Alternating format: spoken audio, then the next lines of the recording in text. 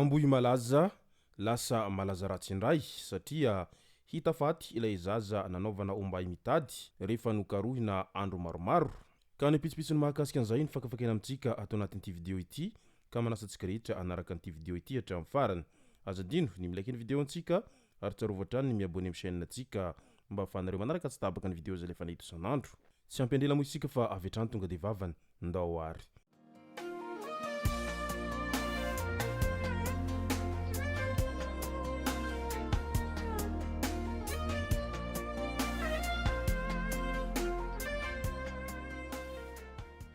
Ny tonga tsy miaraba hono na mantesitra ka dia faly miaraba isika rehetra mpanaraka tsy tapaka an'ity chaîne ity tenako amin'ity androandroany ity. Araka an'izay efa natsipiko zay dia ny mahakasika an'ilay zaza hita faty teny ambohy malaza no tena iompanatsika atao anatin'ity video ity. Fa milohan'izay dia andao aloha resahantsika ireto tsara ho fantatra manaraka ireto. Any ampanihy renivohitra lasa misotro rano maloto ny olona fa tsy mandeha ny ranon'ny jirama efa ho 2 volana. 2 volana latsaka izao ny vahoaka ny ampanihy no nisotro ranoboka na ranombovo. Ny zaza no tena latsibatra ny aretin-kibo amin'ny fisotrona rano maloto io. Eny fa na ny lehibe aza dia ahina ho voakasika ny aretina avokoa. 700 ariary hatramin'ny 800 ariary ny ranoboka 20 litatra amin'izao any an-toeranany. Rano alaina amin'ny vovo tsy manara-penitra ireo rano ireo. Milina na grupy no tsy mampandeha ny rano. Raha ny fampiresahana nataony mpanao gazety tamin'ny tompona andraikitry ny jirama ao ampanihy hatrany.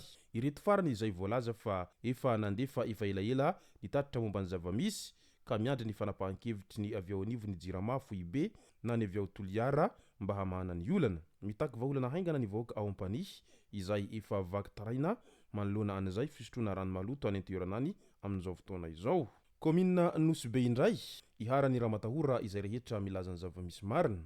Noteziny talemparity ny fizahantany ao Diana ary nampanatsoina teo aniva zandarmaria ao Nosy ny mpiambina ny Ampoara Hotel rehefa nandray sy ny resaka tamin'ny mpanao gazety tany an-toerana tany. Araka izany iharany ramatahora ireo rehetra maneho ny hevitra sy milaza ny zava-misy marina ao amin'ny komina Nosy indrindra momba ny raharaha fibodona ny tany sy ny fakana ny tany tsy ara-dalàna ataon'ireo mpandraharaha sy ny manam-pahefana. Ny Ampoara Hotel izay manana fifanarahana mazava hatramin'ny taona 34 fa nobodony orinasa Green Madaland ka Lasany izy ireo. Tsy norahirahina ny fifanarahana ary nahiditra amponja efa 1 bolana mahery izao ny tompona andraikitra amin'ity hotel ity.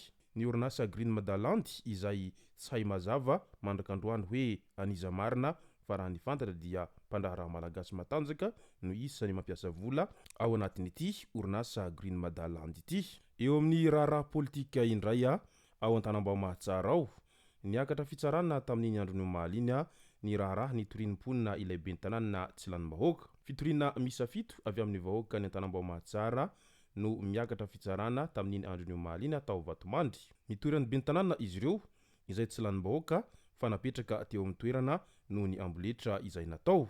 Fanaovana herisetra, fikasihan-tanana, fandrahonana sy fanalambaraka ao anatin'ny kabary ary fanodikodinana zaza tsy ampitaona no lohampiampangana izao fitoriana izao avy amin'ny vahoaka any an-toeranany. Raha nitatitra izay nataon'izy ireo hatrany. Andrasan'ny reto farany araka izany ny fahendren'ny fitsarana manoloana ity disadisa ity izay tsy manam-piafarana any an-toeranany mandrakandroany. Eo amin'ny resaka fitrandrahana indray tany Ambatoseza distrikany Nosy iny tsy ekeny vahoaka ny fitrandrahana volamena ataon'ny Sinoa ao amin'ny reniranony Fanatara. Tsy ekeny vahoaka ao amin'ny fokotany Ambatoseza komina Vohitandrina distrikany Nosy hatramin'ny farany ny fitrandrahana volamena izay ataon'ny Sinoa ao amin'ny reniranony Fanatara. Azamidy ny tanindrazanay tsy mila Sinoa i Fanatara miala ny vazaha ho ireo sora-baventy izay nitsena ireo Sinoa ireo tamin'ny andron'ny talata 12 Jolay 2024. Ny zanadrazana aty dia tsy mila vazaha fa hamon'ny zanakay hoy kosa ireo renim-pianakaviana ao Ambatoseza ao. Voalaza fa mikasa hitrandraka volamena any amin'ny reniranony Fanatara ao Ambatoseza indray ireo Sinoa rehefa tsy nahita irika tao mandroromody faharoa rehefa tsy manaiky ihany koa ny mponina tany an-toerana tany. Midika izany fa tena tsy anaiky lembenana ireo vahoaka any an-toeranany manoloana an'izay fitrandrahana izay ho kasain'ireo teratany Sinoa ho atao izay. Tany Ambohijavo Toamasina indray dia Lasany Ilay vehivavy niarana tory taminy tao amin'ny chambra ny vola 2 tapitrisa ariary. Niara-nirevy ilay lehilahy sy ilay vehivavy. nandeha natory tany amin'ny sambra iray izy ireo rehefa aveo lasa nilay vehivavy ny vola ray tapitrisa ariary rehefa Raikitory ilay lehilahy nitondra azy azo kamera tao ivelany izy nitondra ilay vola nitsoka tao ambohijafy toamasina moa no niseho ity tantara ity ka niafatra mitandrema ihany amin'io fitiavana mpivarotena io izay hitanao any anaty revio ko hitanao any anaty chambre fa sao dia Raikitory ianao ka lasa ny ray ireo fananana kely izay eny aminao eny aleo ihany mitandrina ary mahaiza mifehy foana rehefa ao anatin'ny revirevy zay teny ampefloa indray vehivavy iray izay nahavita nampiteraka ny tenany tao anaty WC publika teny ampefloa tamin'iny andron'io maly iny saingy nariny tao ambadika ny WC ilay Zaza izay mbola velona aveo salama tsara ilay Zaza kely nateraka tao amin'ny WC publika teny ampatsakana ampefloa tamin'iny andron'io maly iny teo ampanarina azy aveo ny reniny no tratrany fokon'olona sy ny polisy salama tsara koa io reniny io izay 12 taona io araka ny fizaham-pahasalamana natao tamin'izy mianaka hatrany mampalahelo ihany moa ny zavatra tahaka antony satria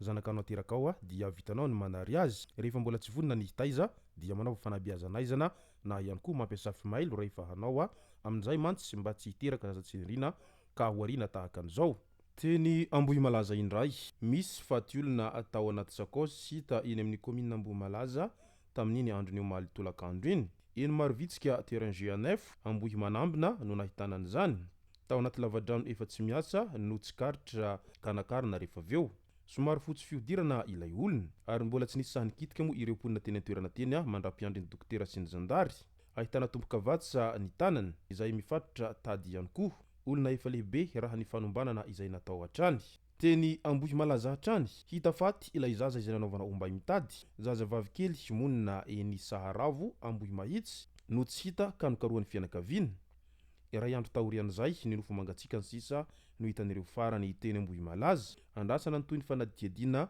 mba hafantarana ny antony nahafaty azy ity ka dia mirary finoanana feno ho an'ny fianakaviana manamanjo amin'izao fahalasana ny havan'izy ireo izao tena efa tsy mandry fahalemana ny tany amin'izao fotoana izao ka raha mahazo akaiky ihany ireo tapaka sy namana indrindra fa ireo zaza fa sao dia anaovan'olona ny tsy mety izay no masaka azona roso tao anatin'ity video ity tomboko lasy tomboko vavy misaotra antsika rehetra nanaraka an'ity video ity hatramin'ny farany azadino ny milaky ny video antsika ary tsy rovoatrany ny miabone amin'ny chaîne antsika mba ahafahanareo manaraka tsy tabaka ny video zay lefa nety isan'andro tomboko lasy tomboko vavy mankasitraka dia mirary soa